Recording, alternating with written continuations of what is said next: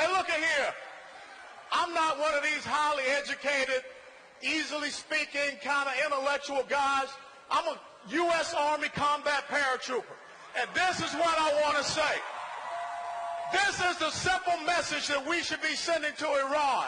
When Iran stands up and they chant death to America, all we need to say is, you first.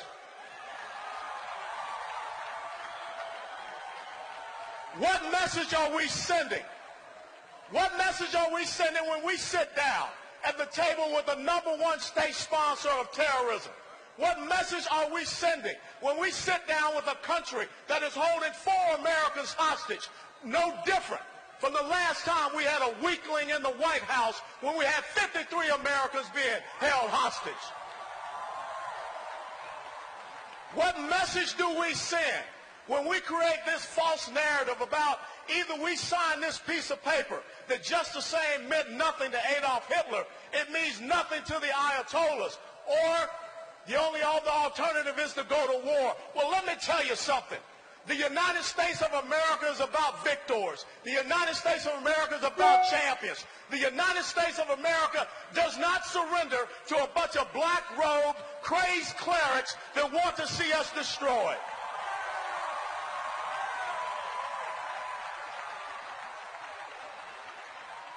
What does it say about us when we sit down and we sign an agreement with a country like Iran so that they can become an economic power, so that in 5 to 8 years, when the UN arms embargo is taken away, they can become a military power, and then in 10 to 15 years, they will become a nuclear power?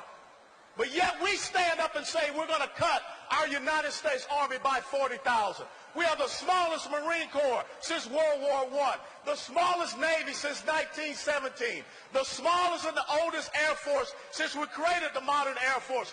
What message does President Obama send to these people over in Iran? It's not the message that was sent to Britain 239 years ago at Lexington Green when we fired the shot that was heard around the world.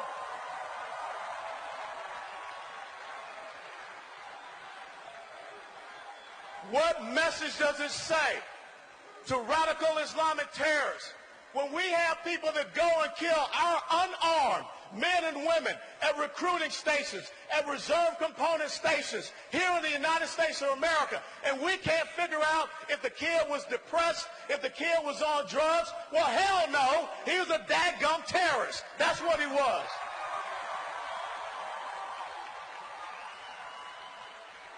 Now, I got to tell you something. I got to hurry up and get off this stage because I got to go to a fundraiser and a Broadway show. What type of commander-in-chief do you have when Americans have lost their lives on our soil, and it's more important to come up here and take in a play than go to Chattanooga, Tennessee and lower the flag half-mast over the White House?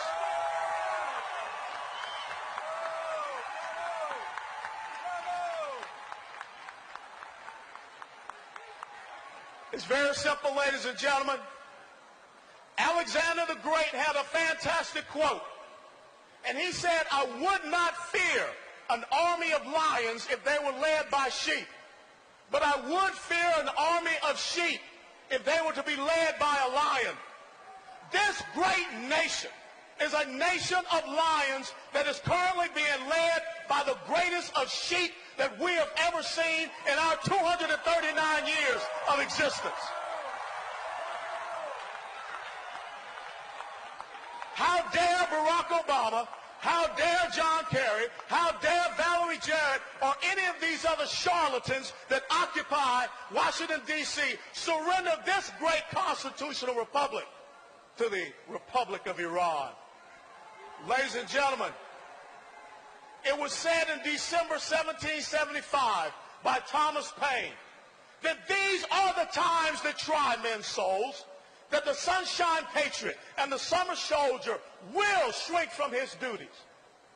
But to those who will make a stand, those of you that are here in Times Square, you will deserve the love and admiration of all men and women. Ladies and gentlemen, it's not over. You being here sends a message that the United States of America, I don't care who is occupying the White House, we're not surrendering our liberty, our freedom, our way of life.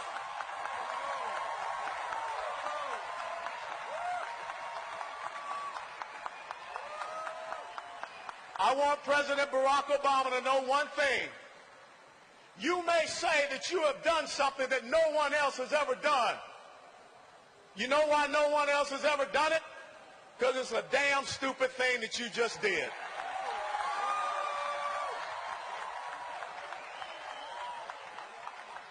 And if people are upset because of what I'm saying, I really don't care. Because I had a father that stood in World War II. I had an older brother that stood and was wounded at Quai Son.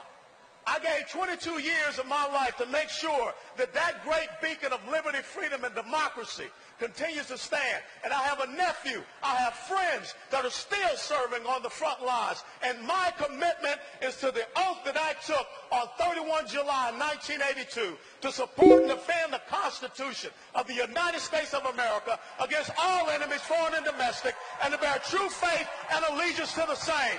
It's not to anybody's historic event. It's not for anyone to have some special exhibit in their presidential library. It's to make sure that the enemies of America and the enemies of Israel are crushed and brought to their knees. God bless you all. God bless America. God bless Israel. Thank you.